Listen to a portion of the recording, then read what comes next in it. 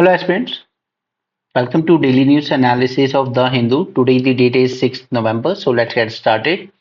This first news is of no relevance anymore because Mr. Trump has won the election and he will become the 47th president of USA. Okay, तो अब इनके आने के बाद India USA के relation क्या direction लेंगे वो आगे की बात है. But yeah I think many people wanted this man to win. Anyway हमारे पास यहाँ पे दो इंपॉर्टेंट इशू हैं फ्रंट पेज पे. First is that state has no right to acquire every private property. ये सुप्रीम कोर्ट ने अपने जजमेंट में कहा है कल. और दूसरा भी सुप्रीम कोर्ट ने अपने जजमेंट में कहा है it upheld the UP Madrasa act and but state has the regulatory power. Just a second. Okay, so हम इन दोनों न्यूज को डिटेल में एग्जामिन करते हैं. First is with respect to Supreme Court verdict on UP Madrasa act. Now ये case कहां से शुरू हुआ था? ये केस शुरू हुआ था जब इलाहाबाद हाई कोर्ट ने गवर्नमेंट को कहा था कि ये मदरसा बिल्कुल बंद होने चाहिए और इन सभी मदरसा को बंद करके इस जो स्टूडेंट्स हैं उनको शिफ्ट किया जाए in regular secular schools.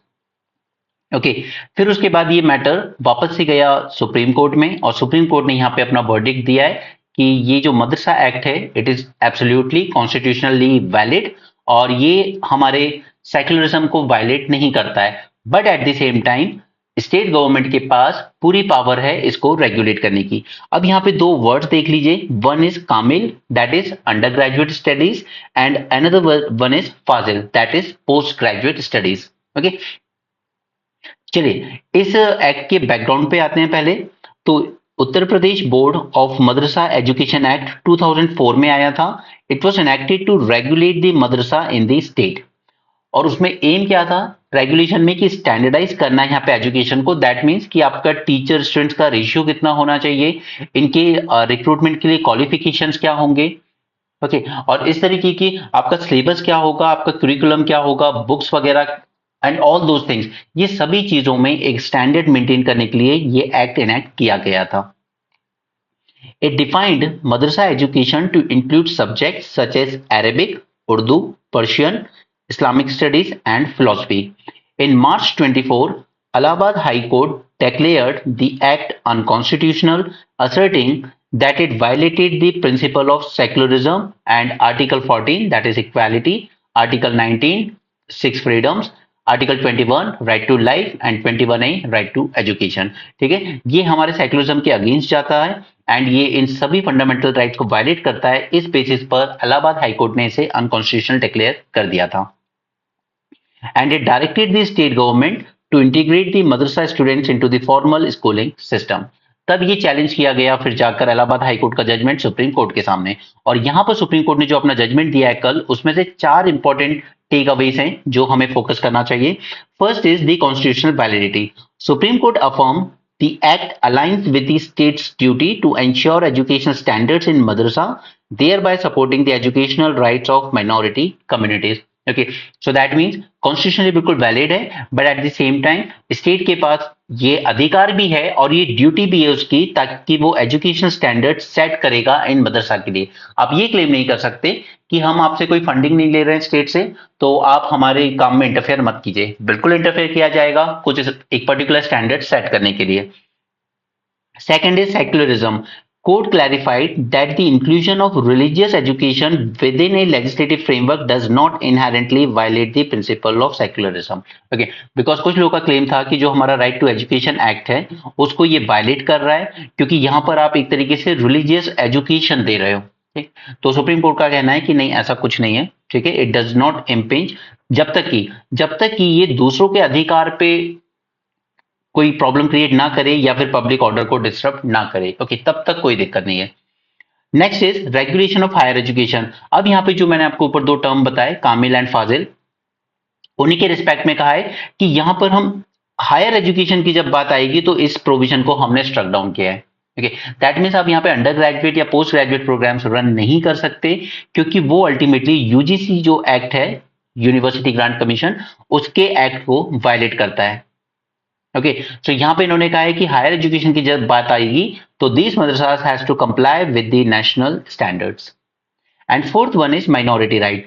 The judgment reinforced the right of minorities to establish and administer education institutions as enshrined in Article 30 of our Constitution while allowing for reasonable state। देखिए अब ये reasonable word यहाँ पे important हो जाता है। ऐसा नहीं कि टोटल स्टेट रेगुलेशन, रीजनेबल, जहां पर जरूरत हो वहां पे आप इंटरफेयर कर सकता है state to maintain the educational standards. Alright, तो ये चार इंपॉर्टेंट आउटकम्स हैं कल की जजमेंट से। कॉन्स्टिट्यूशनली वैलिड है मदरसा एक्ट, बिल्कुल सही है। सेकुलरिज्म को वैलिड नहीं करता है। हायर एजुकेशन के रेगुलेशन की बात आएगी तो मदरसा के पास ये पावर नहीं है, यूजीसी एक्ट से कंप्लाई करना होगा उसको। ऐसा नहीं कि मदरसा अपने खुद के undergraduate program, postgraduate program चलाएंगे और डिग्री देंगे, दैट्स नॉट पॉसिबल। ओके, और दूसरा माइनॉरिटी का जो राइट है अंडर आर्टिकल 30 के उसको प्रिजर्व किया गया है। राइट, तो यही सब बातें यहां पर इस न्यूज आर्टिकल में। The supreme court on Tuesday partially upheld the constitutional validity of Uttar Pradesh Madrasa Education Board Act 2004 while confirming that state can regulate madrasa education to ensure standards of excellence. Okay, state interfere कर सकता है but reasonably. It also declared that the provisions of 2004 Act pertaining to higher education at the levels of Kamil, undergraduate, Fazil, postgraduate were in direct conflict with the provision of University Grant Commission Act and therefore it is unconstitutional. Okay. Next हम लोग आते हैं, state has no right to acquire every private property. ठीक है, यहां पर भी 9 जज की एक कॉन्स्टिट्यूशन बेंच थी, उसने कहा है that not every resource owned by private player can be considered as a material resource of the community to be used by government to serve the common good. अब ये पूरा मैटर समझने के लिए हम लोग थोड़ा सा पीछे जाएंगे, जब ये केस स्टार्ट हुआ था, ओके, यहां से। बट उससे पहले मैं आपको थोड़ा सा आर्टिकल 39 क्लॉज बी के बारे में बताऊंगा। ठीक है, ये आता है हमारा directive principle of state policy, ठीक है, जो कि हमारे कॉन्स्टिट्यूशन के पार्ट 4 में आता है। Now listen carefully, this article says that state shall in particular direct it's policy towards securing that the ownership and control of material resources of community, okay, should be distributed so as to subserve the common good। ठीक है, यानी कि एक common good को सर्व करने के लिए आप इस मटेरियल रिसोर्स जो भी हैं उसकी ओनरशिप, कंट्रोल, ये सब डिस्ट्रीब्यूट कर सकते हो। दैट मीन्स इनडायरेक्टली यहां पे कह दिया गया कि स्टेट गवर्नमेंट अगर चाहे, यानी कि स्टेट पूरी की पूरी गवर्नमेंट अगर चाहे तो वो प्राइवेट इंसान के जो भी मटेरियल्स हैं उनको ले सकती है और डिस्ट्रीब्यूट कर सकती है, बट इन कॉमन गुड, एक कॉमन गुड। बट यहां पर एज्यूम ये कर लिया गया कि जितनी भी लोगों के पास प्रॉपर्टी है, प्राइवेट प्रॉपर्टी उनकी, उसे मान लिया गया एज अ कम्युनिटी रिसोर्स। ठीक है, दिस इज द वर्ड कि हम इस देश की सारी प्रॉपर्टी को एक कम्युनिटी रिसोर्स मान रहे हैं, that is it belong to a community. Okay, भले ही वो इस वक्त किसी प्राइवेट इंडिविजुअल के पास है, इसको स्टेट कंपेंसेशन दे सकता है और उसकी प्रॉपर्टी ले सकता है। ओके, तो यही सुप्रीम कोर्ट ने कहा है कि आप एक प्राइवेट इंडिविजुअल की सारी प्रॉपर्टी को कम्युनिटी रिसोर्स नहीं मान सकते। ओके, यही जजमेंट आया है कल। अब एक बात और कि आखिर ये कम्युनिटी रिसोर्स की जब बात हो रही है तो इसके बेनिफिट क्या है? ये जो आर्टिकल 39B है हमारे कॉन्स्टिट्यूशन में, क्यों दिया गया है? उसके 4 पर्पस थे। फर्स्ट था equitable distribution.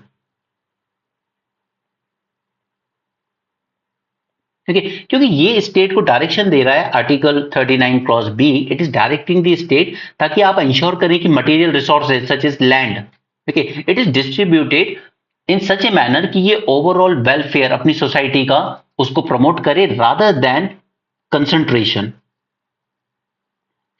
concentration of material resources in hands of few individuals। Okay, इसी के लिए आर्टिकल 39B इंट्रोड्यूस किया गया to ensure the equitable distribution. Second, ये इकोनॉमिक जस्टिस प्रमोट करता है। पॉलिटिकल जस्टिस हमें पता है, 1 person 1 vote, right. Social justice, anti discriminatory laws बनाए गए, कोई डिस्क्रिमिनेशन नहीं होगा किसी पे। बट इकोनॉमिक जस्टिस प्रिवेंट करना, जस्टिस एंश्योर करना भी जरूरी है, और वो तब हो सकता है जब सबके पास उतने रिसोर्सेज होंगे। ठीक है, हम लोग कहते हैं कि कुछ लोग अमीर बन गए तरक्की करके, वो बन गए क्योंकि उनके पास रिसोर्सेज थे, उनके पास इन्वेस्ट करने के लिए था बिजनेस में, इसलिए वो बिजनेसमैन बन गए। ठीक है, बट जिसके पास रिसोर्स ही नहीं है तो फिर वो कैसे बनेगा? किसी को बिजनेस स्टार्ट करना है बट उसके पास कोई लैंड ही नहीं है स्टार्ट करने के, राइट। तो इकोनॉमिक जस्टिस को इंश्योर करने के लिए भी ये प्रोविजन इंपॉर्टेंट हो जाता है, क्योंकि गवर्नमेंट मटेरियल रिसोर्सेज जितने ज्यादा डिस्ट्रीब्यूट करेगी, कंसंट्रेशन रोकेगी उनका, कम्युनिटी वेलफेयर पे ध्यान देगी, तो इकोनॉमिक जस्टिस हम इंश्योर कर पाएंगे। थर्ड रीजन था इसका कम्युनिटी वेलफेयर।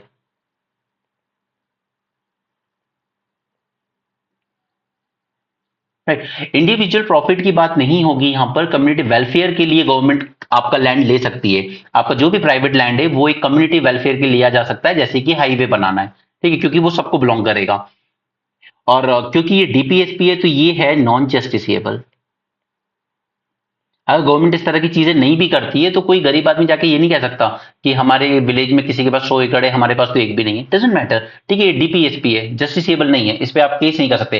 हालांकि गवर्नमेंट ध्यान रखती है इस बात का कि उसको ये करना है या नहीं करना है। अब चलिए, अब हम आ जाते हैं इस केस पे, क्योंकि सारा जो केस था वो इसी आर्टिकल के अराउंड बिलोंग करता है। क्या हम सारी प्राइवेट प्रॉपर्टी को इस देश में कम्युनिटी रिसोर्स मान सकते हैं, और क्या सरकार उसको आपसे ले सकती है फॉर कॉमन गुड? ओके, चलिए, सबसे पहले केस आया मई 2024 में।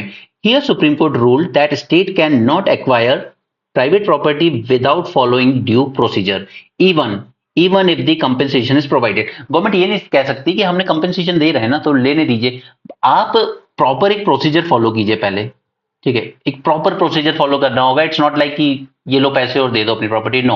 और प्रोसीजर क्या है, अभी हम इस पे आएंगे। The case involved Kolkata Municipal Corporation attempt to acquire private land under Section 352 of Kolkata Municipal Corporation Act 1980 without adhering to procedural safeguard। ये केस की शुरुआत ही यहां से हुई थी जब कोलकाता म्युनिसिपल कॉर्पोरेशन ने कुछ लैंड को एक्वायर करने की कोशिश की थी under its own act, but उसने प्रोसीजरल सेफगार्ड को फॉलो नहीं किया था। Now, what are these procedural safeguards? Now you know article 32 के आर्टिकल 31 के अंडर में हमारा हुआ करता था राइट टू प्रॉपर्टी, वो खत्म कर दिया गया क्योंकि उसको लेके काफी विवाद हुआ। फिर कुछ सेफगार्ड्स डाल दिए गए आर्टिकल 300 ए में, ठीक है, जो कि अभी भी कॉन्स्टिट्यूशनली आपके पास राइट तो है, लेकिन फंडामेंटल राइट नहीं है राइट टू प्रॉपर्टी आपके लिए। Okay, court emphasise that the procedural justice is integral to article 300 A of the constitution which states that no person shall be deprived of their property except by authority of law। ठीक है, अगर law कहता है कि हाँ ये property ली जा सकती है इस पर्पस के लिए तो आप ले लीजिए, अदरवाइज पर्सन की प्राइवेट प्रॉपर्टी नहीं ली जा सकती। बट इस केस में भी फिर सुप्रीम कोर्ट ने कहा अथॉरिटी ऑफ लॉ तो ठीक है, तो ऐसे तो कोलकाता म्युनिसिपल कॉर्पोरेशन का एक्ट बोल रहा है ले लो, तो फिर इशू क्या है? इशू ये है कि यहां पर आप एक पहले प्रोसीजर फॉलो कीजिए। अब ये प्रोसीजर क्या है, ये लेट डाउन किया था सुप्रीम कोर्ट ने। First is right to notice that informing the property owner about the intended acquisition, पहले आप नोटिस दीजिए कि हम एक्वायर करना चाहते हैं। Second is right to be heard, provide the owner an opportunity to present his objection. Third, right to reason decision, offering a reason decision regarding the acquisition, आप एक प्रॉपर रीजन दीजिए कि क्यों एक्वायर करना चाहती है गवर्नमेंट हमारी property को। Next is duty to acquire only for public purpose, ensure that this acquisition is for public purpose. क्योंकि पिछले कुछ सालों में खासकर मोदी सरकार आने के बाद क्या हुआ है, आपकी प्रॉपर्टी एक्वायर कर ली जाती है, उसके बाद 10 साल 20 साल तक उस पर कोई काम शुरू नहीं होता है। ठीक है, सरकार ने आपसे प्रॉपर्टी ले ली, 10 साल 20 साल तक कोई काम उस पर शुरू नहीं होता है। उसके बाद सेंट्रल गवर्नमेंट ने पिछले कुछ दिनों में क्या किया है, उसके बाद कहती है कि अच्छा ये लैंड अब हमारे काम का नहीं है, इस पे जो प्रोजेक्ट आना था वो कैंसिल हो गया है, अब इस हम लैंड को वापस से प्राइवेट इंडिविजुअल को सेल कर रहे हैं।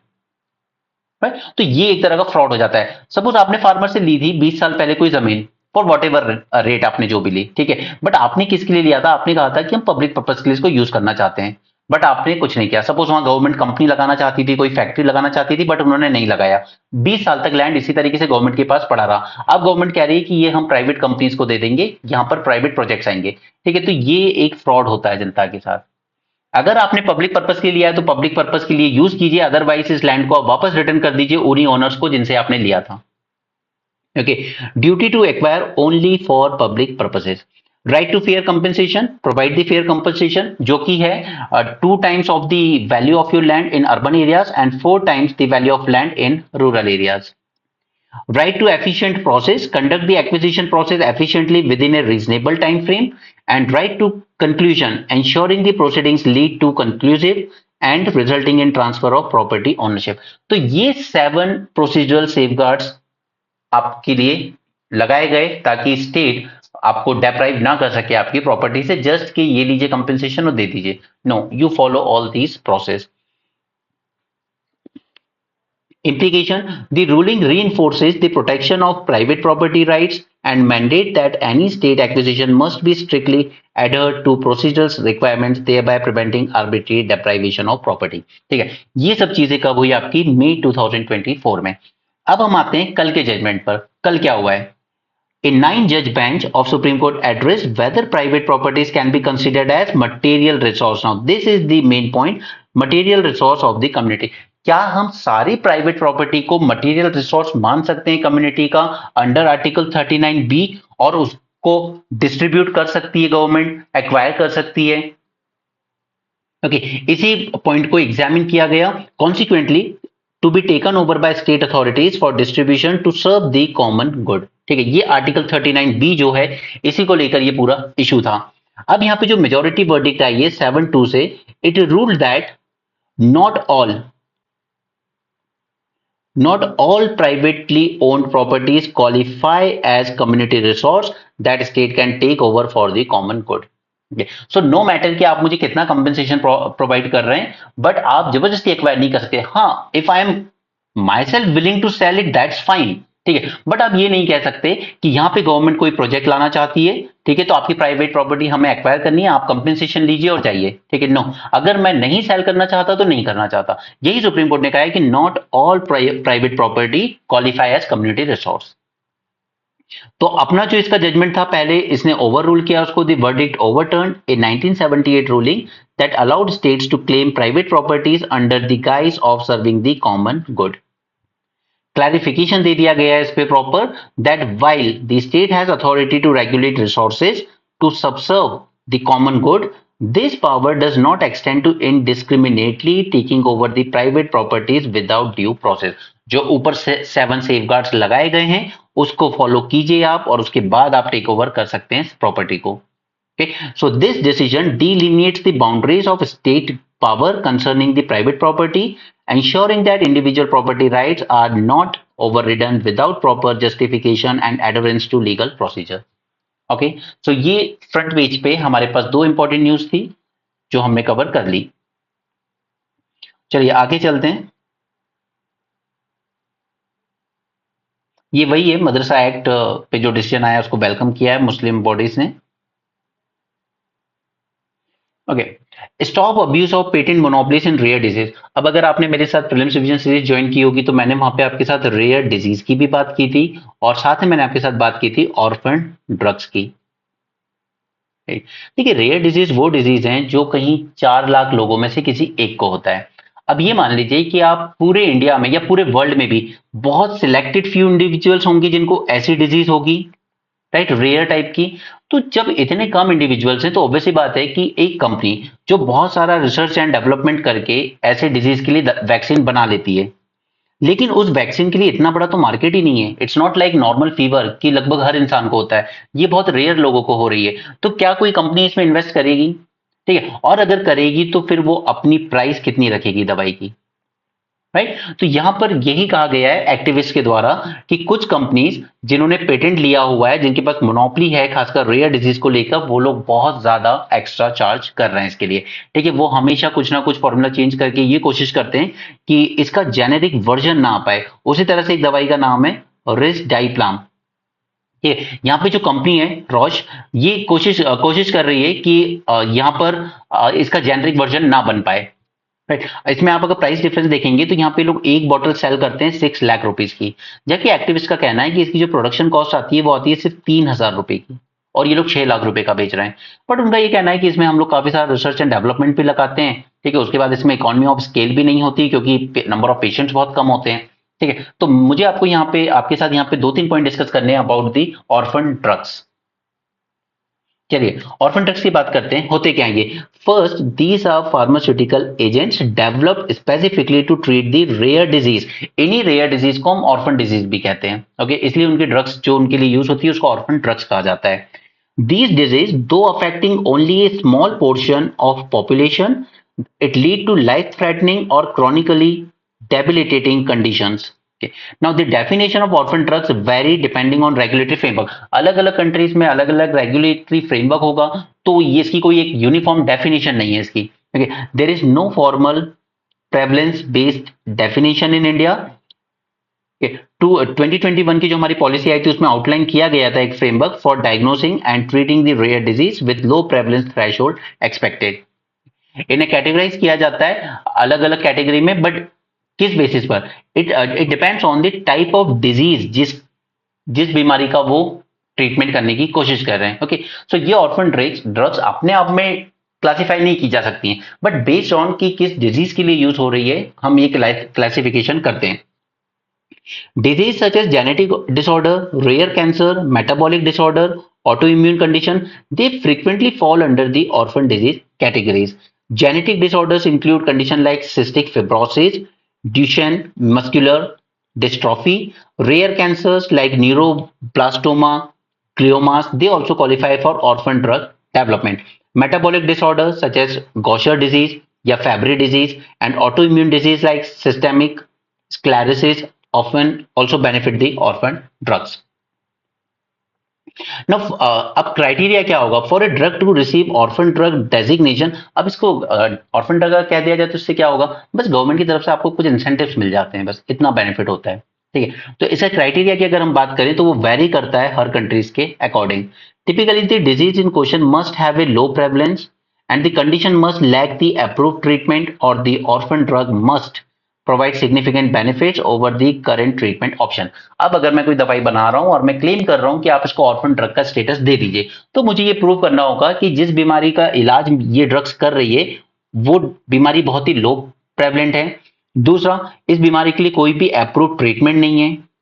ओके, और जो करंट ट्रीटमेंट जो भी अवेलेबल है थोड़े बहुत उनसे ज्यादा बेनिफिट होगा हमारी वाली दवाई से। अगर मैं ये सारी चीजें प्रूफ कर देता हूं तब जाकर मुझे वो स्टेटस मिलता है कि आपने जो ड्रग बनाई है उसे ऑर्फन ड्रग बोला जाएगा और आपको कुछ इंसेंटिव दिए जाएंगे। The developers of the orphan drug must also provide scientific evidence that the drugs has the potential to treat or alleviate the condition. आपको scientific evidence provide करने होंगे कि आपने clinical test वगैरह किए हैं, and this evidence can be presented at any stage of drug development from preclinical research to late phase clinical trial.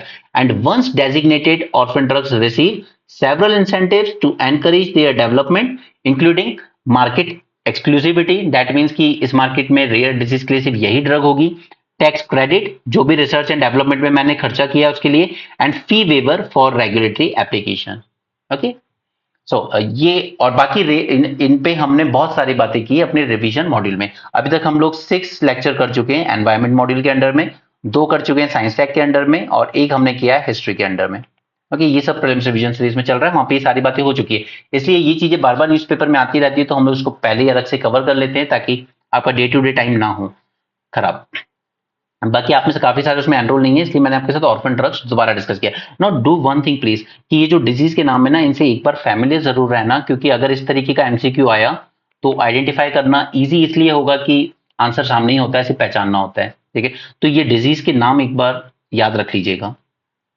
India must create leading space firms. अब यहाँ पे ये प्राइवेट सेक्टर के इन्वॉल्वमेंट की बात की जा रही है। ऐसा नहीं कि प्राइवेट सेक्टर भी पार्टिसिपेट नहीं करता है स्पेस में, करता है, लेकिन जनरली छोटे छोटे काम के लिए पार्ट्स बना दिए, सैटेलाइट्स बना ली छोटी छोटी।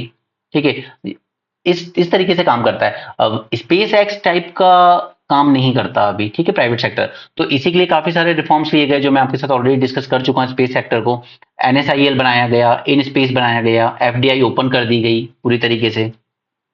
India need to create leading space companies and not merely the service companies. अभी तक जो प्राइवेट सेक्टर पार्टिसिपेट कर रही है हमारे यहाँ, they are just providing some sort of services.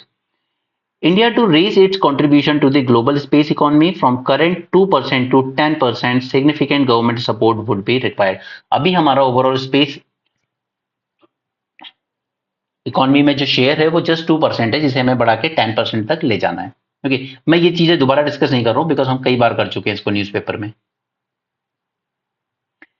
ये न्यूज हमारी उतनी काम की नहीं है, हमें इसकी जीन्स वीन्स में नहीं जाना है, हमें स्टार्डिग्रेड के बारे में जानना है। ठीक है, 8 लैक्स होते हैं इसके, 8, और ये कुछ अजीब से दिखता है, ये जो आप सामने देख रहे हो ना, ये बस इसमें एक खास बात ये है कि काफी एक्सट्रीम टाइप के एनवायरनमेंट में भी रह लेता है। कि इसको वाटर बियर या फिर मॉस पिगलेट के नाम से भी जाना जाता है। It has the ability to survive in extreme environment including areas so very radioactive. अगर ऐसे एरियाज में भी इसको रखा जाए जहां पर रेडियो एक्टिविटी हो, इनफैक्ट उस लेवल की भी रेडियो एक्टिविटी होगी ना जहां पर इवन इंसान की बॉडी हार्म हो जाएगी, वहां पर भी ये सर्वाइव कर जाएगा। बट क्योंकि इसलिए इस पे स्टडी की जा रही है कि आखिर इसके जीन्स में ऐसा क्या खास है, इसकी बॉडी में जो प्रोटीन है उसमें ऐसा क्या खास है कि ये रेडियो एक्टिविटी के कांटेक्ट में आने के बाद भी सर्वाइव कर पा रहा है। Including areas so very radioactive that they are easily lethal to humans. They can also survive starvation, lack of air and water and sub-zero temperature. कि हमें हर जगह मिलेंगे, आर्कटिक से लेके तो हमारे यहाँ तक सब जगह। They inhabit some of the most extreme ecosystem on the planet, from frigid expanses of Arctic to deep sea floors to scorching deserts and even the vacuum of space. अभी तक रिसर्चर्स को 1300 tardigrade species आइडेंटिफाई किए इन्होंने। The earliest known fossil date from around 90 million years ago in Cretaceous period। देखिए तब से हैं ये धरती पे, और ये तो फॉसिल मिला है हमें इतना पुराना, जबकि माना तो जाता है कि ये एटलीस्ट 600 मिलियन ईयर एगो से धरती पर हैं। When facing hostile environment, tardigrades can enter a state called as cryptobiosis। जैसे हम लोग हाइबरनेशन देखते हैं ना मैमल्स में, वैसे यहाँ पर भी ये भी एक ऐसी स्टेट में चले जाते हैं जहां पर इनकी सारी बायोलॉजिकल प्रोसेस को ही शट डाउन कर देते हैं। It is known as cryptobiosis. It allows them to tolerate extreme dryness, intense radiation, and freezing. Tardigrades' ability to survive radiation is due to specialized mechanism that can shield their genetic material from damage। और researchers इस specialised mechanism को ही study कर रहे हैं ताकि humans के लिए भी कुछ बनाया जा सके ऐसा। Researchers hope unlocking the secrets of their specialized survival mechanism that will pave the way to advances in human medicine, space exploration, and others. Okay, so it is expected to hold great biomedical and industrial value। इसलिए मैं कहता हूँ कि आज इंसान के लिए जितनी भी दवाइयां बनाई गई ना, उन सब में ये जो स्पीशीज है हमारे, इनका बहुत इंपॉर्टेंट रोल है। इसलिए वो सब चीजें बनाई गई है ना, equitable distribution of access and benefit sharing and all those things. क्योंकि इन स्पीशीज को, खासकर ओशियनिक स्पीशीज को, इनको यूज किया जाता है, ट्रैप किया जाता है, यूज किया जाता है बेनिफिट के लिए, तो वो फिर शेयर भी होना चाहिए पूरी ह्यूमैनिटी के साथ। Rising in stem research demands revitalise education. तो ये काफी अच्छा आर्टिकल था, इनफैक्ट काफी अच्छे आइडियाज दिए उन्होंने। हम यहाँ पे 2-3 चीजों की बातें करेंगे। ठीक है, पिछले कुछ सालों में क्या हुआ है, गवर्नमेंट ने काफी ज्यादा जो हमारे प्रीमियर इंस्टीट्यूट हुआ करते थे, IIT, IIMs, AIIMS, NITs, government ने अपनी पॉलिटिक्स में इनको, इनके नंबर बढ़ाती चली गई। ठीक है, यहां भी ओपन कर दिया, वहां भी ओपन कर दिया, बट उससे हुआ क्या, 2 चीजें। एक तो हर जगह पे आप क्वालिटी फैकल्टी रिक्रूट नहीं कर पाए। ठीक है, जैसे मंडी में है या रांची में खोला गया, बेस्ट फैकल्टी जो होती है वो इन जगहों पे जाना पसंद नहीं करती, पहली बात। ठीक, दूसरा, इनमें नंबर ऑफ इंस्टीट्यूशन ज्यादा बढ़ाने से जो क्वालिटी ऑफ स्टूडेंट्स था वो भी काफी ज्यादा डिक्लाइन हो गया है। एक टाइम था जब इंडिया के पास हार्डली सिर्फ 6 या 7 आईआईटीज थे। ठीक है, तब जो सिर्फ बेस्ट स्टूडेंट्स हो पाते थे वो जाते थे, बट उसके बाद जैसे जैसे नंबर बढ़ते चले गए, कंपटीशन कम होता चला गया एंड क्वालिटी ऑफ स्टूडेंट्स गिरती गई। तो ये 2 रीजन है जिसकी वजह से हमें अब उतनी अच्छी, अभी जैसे आपने आईआईएम बॉम्बे देखा होगा, वहां से क्या हुआ है कि इस बार सबसे लो पैकेज गया है 4 लाख रुपीज का। ठीक है, it's like just around 30-35 rupees per month. ठीक है, ये आईआईटी मुंबई के लिए शर्म की बात है। सेकंड एक और चीज देखी गई कि वहां से 38% ग्रेजुएट्स ऐसे थे जिनका कोई प्लेसमेंट नहीं हो पाया। तो ये दिखाता है कि कहीं ना कहीं क्वालिटी में प्रॉब्लम आ रही है। ठीक है, अब आईआईटी बॉम्बे तो ऑलरेडी बहुत आगे है, लेकिन अगर वहां की ये हालत है तो हम बाकी के आईआईटीज की तो बात ही नहीं कर सकते, राइट। और ये क्यों हो रहा है, ऐसा तो नहीं है कि आईआईटी बॉम्बे में स्टूडेंट्स जैसे टॉप रैंक वालों को ही मिलता है, वो तो टॉप रैंक वाले बच्चे ही जा रहे हैं, तो फिर प्रॉब्लम कहाँ है, प्रॉब्लम है फैकल्टीज में। ठीक है, और दूसरी सबसे बड़ी प्रॉब्लम बनी है रैंकिंग। ठीक है, ये जो रैंकिंग आई है ना, इसमें इन्होंने काफी ज्यादा वेटेज दे रखा है आपकी रिसर्च को। अब इस रिसर्च से क्या हो रहा है कि जो फैकल्टीज है या स्टूडेंट्स में, उनका पूरा फोकस कहाँ है कि ज्यादा से ज्यादा पेपर्स पब्लिश करने हैं। ठीक है, ये इशू हमने एक बार न्यूज़पेपर में और भी डिस्कस किया था। ज्यादा ज्यादा पेपर्स पब्लिश करने, जर्नल्स में आपका कुछ ना कुछ आना चाहिए। ठीक है, और इस वजह से इन फैकल्टीज का जो फोकस था वो टीचिंग से हट गया।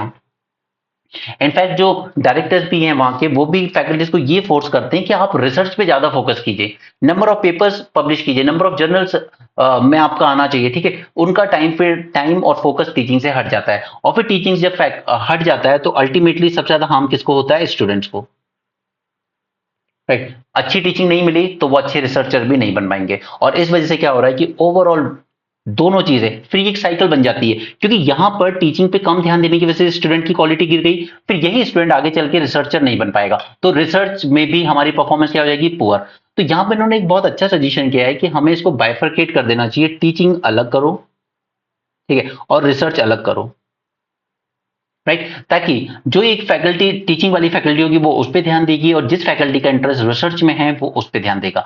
But at the same time अब सोचिए कि आप ये टीचिंग वाली जो फील्ड है इसमें से कोई ब्रिलियंट स्टूडेंट मिलते हैं आपको, ठीक है, जो बहुत ब्रिलियंट है, तो इन ब्रिलियंट स्टूडेंट्स को सपोज इन्होंने 2 साल यहाँ पे पूरे कर लिए, अगले 2 साल इनको इस वाले इंस्टीट्यूट में कराइए जहां पर रिसर्च हो रही है, ताकि ये ब्रिलियंट स्टूडेंट अच्छा वहां से ब्राइट था, ठीक है, वहां से जब उसने पोटेंशियल देखा कि ये आगे जा सकता है रिसर्च में, तो फिर आप उसको इस वाली फील्ड में शिफ्ट कीजिए, रिसर्च वाली में, जहां पे वो फैकल्टीज हैं जिनका पूरा फोकस ही रिसर्च पर है, राइट। तो ये इन्होंने कुछ सजेशन दिए हैं और बहुत अच्छा आर्टिकल लिखा है, इसलिए मैंने इसको टेलीग्राम में शेयर भी किया था सुबह। मैं आपको एक्सप्लेन कर रहा हूं, बट फिर भी मैं चाहूंगा कि आप इसको खुद से भी पढ़ें एक बार। While private engineering colleges, newer IITs, universities have expanded access to education over last few decades, but a vast majority of students graduating from these colleges lack the basic skills that are required by the industry, and there are concerns about the quality of students, जो कि हमें IIT Bombay के placement से देखने को मिलता है इस बार।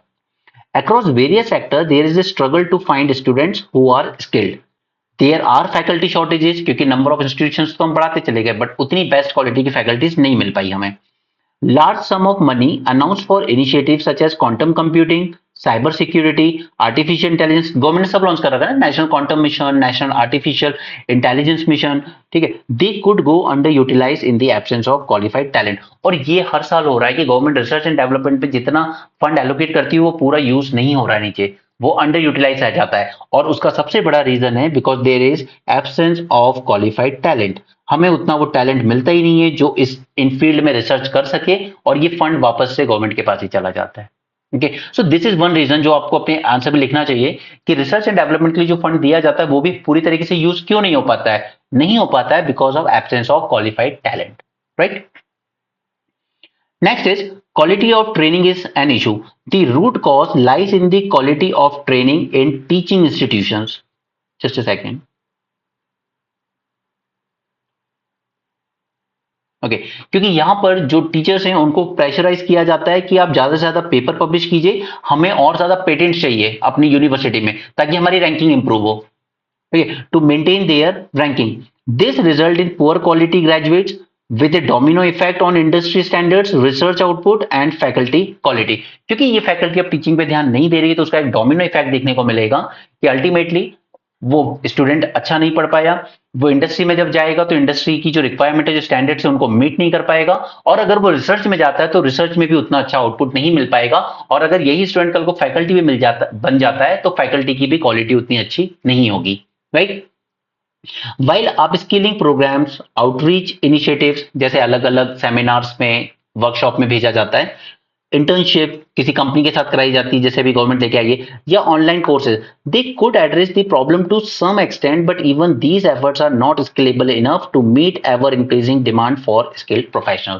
ठीक है, आप सिर्फ भी वर्कशॉप में भेज के या फिर इधर उधर सेमिनार में भेज के आप उस चीज को कंपेंसेट नहीं कर सकते जो लॉस उसका यहाँ पे हुआ है, क्योंकि उसको जो पढ़ाने वाली टीचिंग फैकल्टीज थी उनको प्रेशराइज किया जा रहा था कि आप पेटेंट्स और पेपर्स पब्लिश करने पे ध्यान दीजिए, ठीक है, टीचिंग से ध्यान उसका हट गया। Premier institutions such as IITs, IIMs, etc., they recruit only 5% of India's undergraduate students. 95% अभी भी कहाँ जा रहे हैं? वो जा रहे हैं प्राइवेट इंस्टीट्यूशंस में, ठीक है। जैसे यहाँ पे एक एग्जांपल है आईआईटी भुवनेश्वर का, वो सिर्फ 60 स्टूडेंट्स को लेता है, जबकि अगर हम के आईआईटी का देखेंगे, प्राइवेट का इंस्टीट्यूट है, वो एडमिट करती है 2000 स्टूडेंट्स को। तो गवर्नमेंट जो पूरी फंडिंग दे रही है वो कहाँ पे फोकस है? वो फोकस कर रही है इन इंस्टीट्यूशंस पे जहां पे हार्डली 60 बच्चे आ रहे हैं, इस पे फोकस नहीं कर रहे हैं। Okay. This means that almost all the students in the pipeline to industries and research institutions come from colleges where 95% of the students study.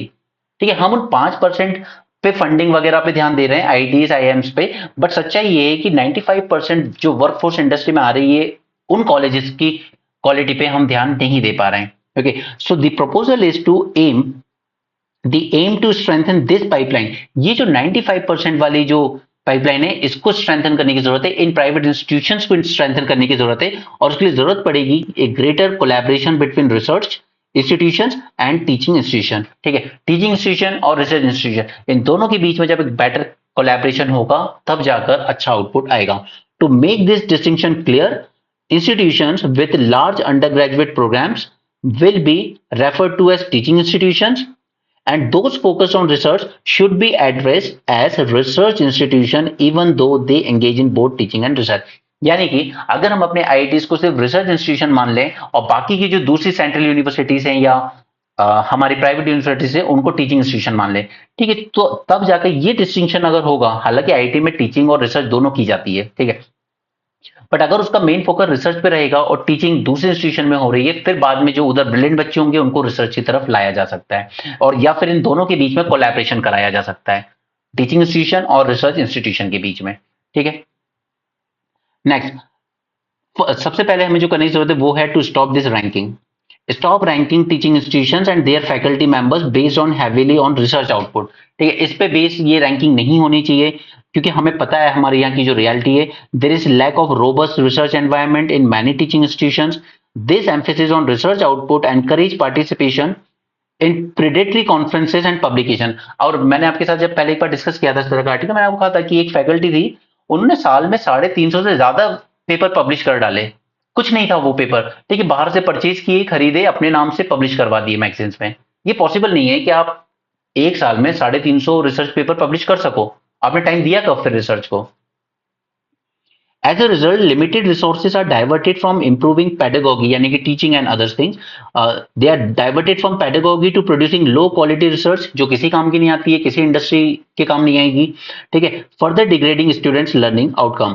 Ranking teaching institutions separately based more on their teaching quality could alleviate some of this pressure.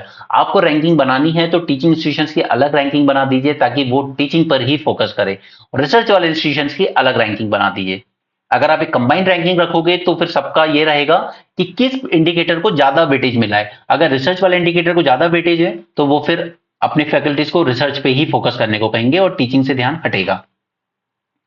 Change focus until the quality of students entering the pipeline improve, faculty at teaching institutions should focus more on pedagogy and less on research.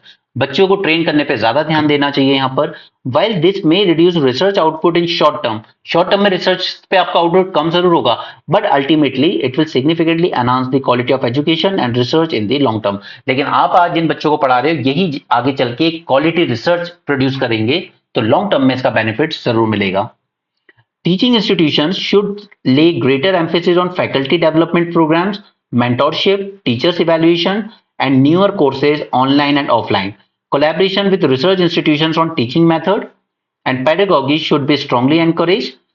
To achieve this by creating a dedicated teaching track within the academic hierarchy at these institutions. Faculty members interested in pursuing research should be encouraged to collaborate with their counterparts in the research institution. अगर किसी faculty का interest research में है तो फिर ठीक है, आप उन्हीं इंस्टीट्यूशन के साथ कोलैबोरेट कीजिए जो रिसर्च पे फोकस कर रहे हैं। Funding agencies can incentivise and mandate such collaborative projects.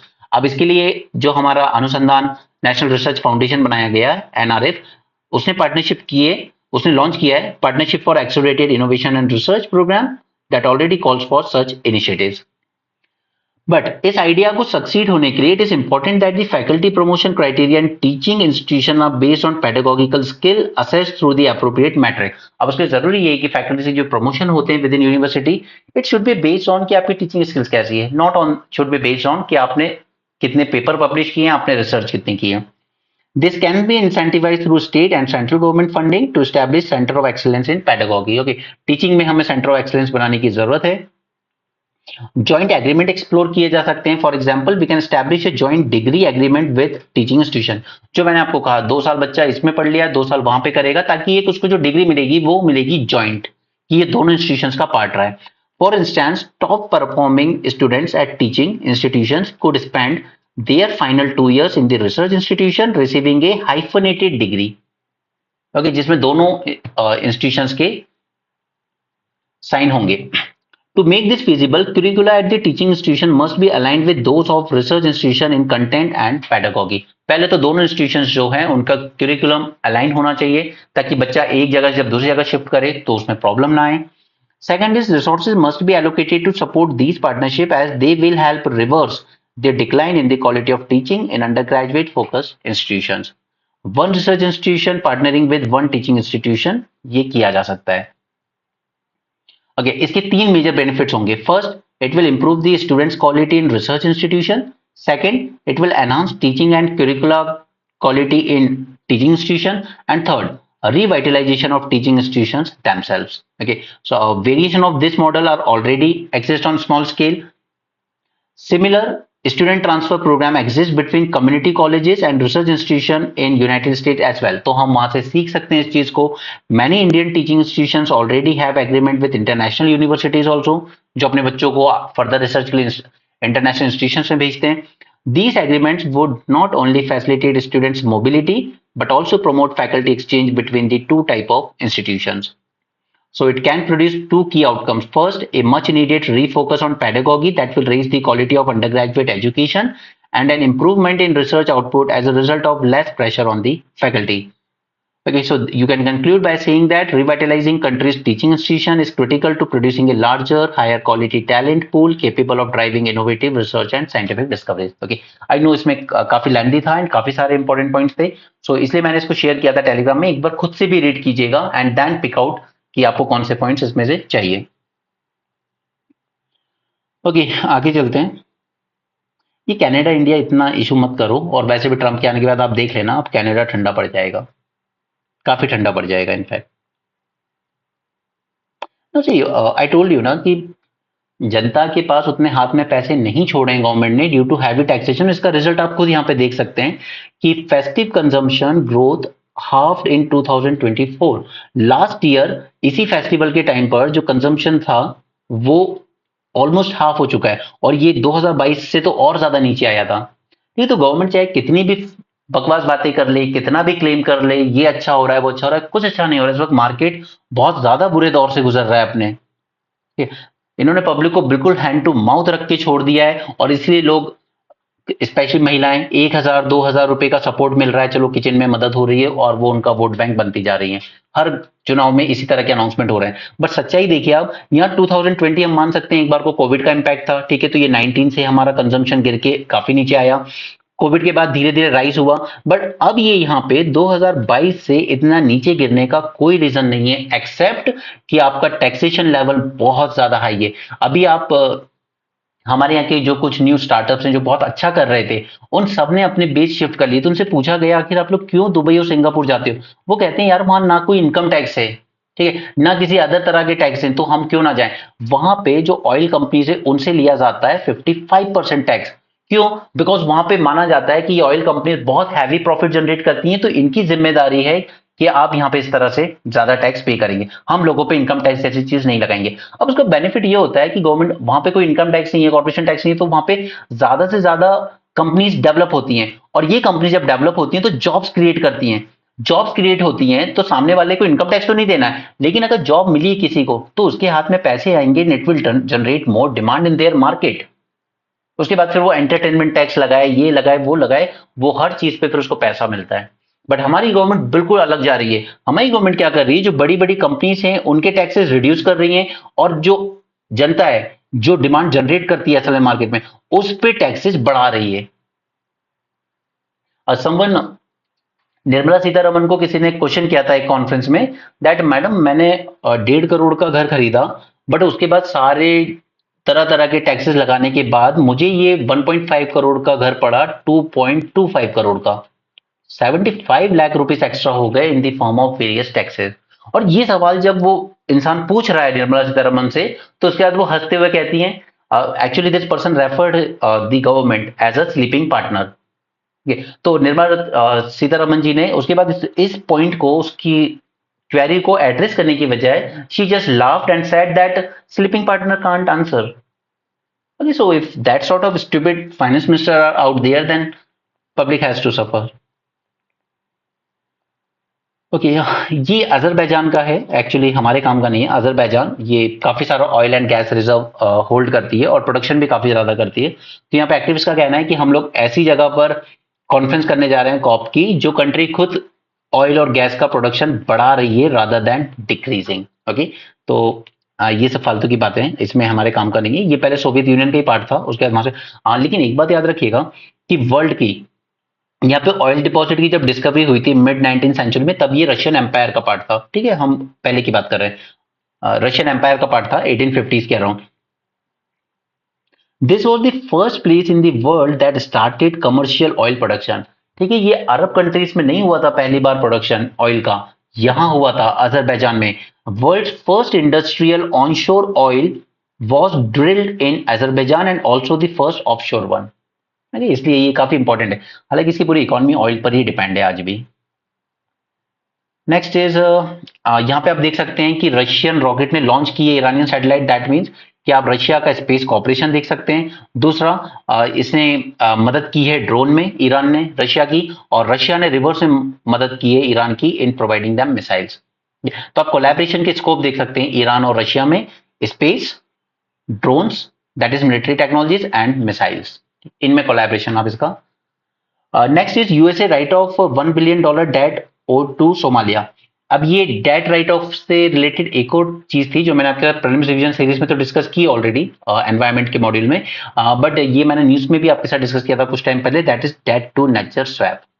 ठीक है, इसके काफी फायदे होते हैं डेवलपिंग कंट्रीज को। यही सेम चीज चाइना ने श्रीलंका के साथ भी यूज की है। ओके, तो ये सब आप पहले न्यूज़पेपर में देख चुके होंगे या फिर आप रिवीजन सीरीज में देख लीजिए। बैलिस्टिक और क्रूज मिसाइल पे मैं आपके साथ एक सेशन कर चुका हूं ऑलरेडी, वो आपको पता होगा।